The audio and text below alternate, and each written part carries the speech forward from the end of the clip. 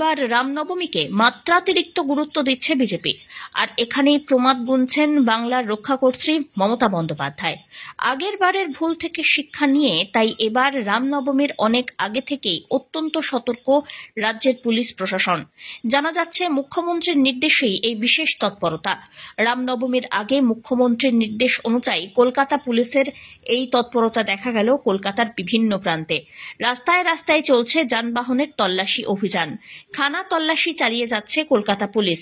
রামনবমীর দিনে যাতে কোনো ধরনের দুর্ঘটনা না ঘটে, শান্তিপূর্ণভাবে রামনবমী পালিত হতে পারে বাংলায়, সেই লক্ষ্যেই সজাগ দৃষ্টি রাখছে বাংলার পুলিশ প্রশাসন। বাংলার সম্পত্তি যেন সঠিকভাবে বজায় থাকে।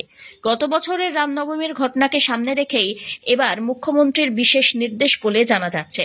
আর তারপরেই চূড়ান্ত তৎপরতা দেখা যাচ্ছে কলকাতা পুলিশের। ব্যুরো রিপোর্ট, আজ বাংলা।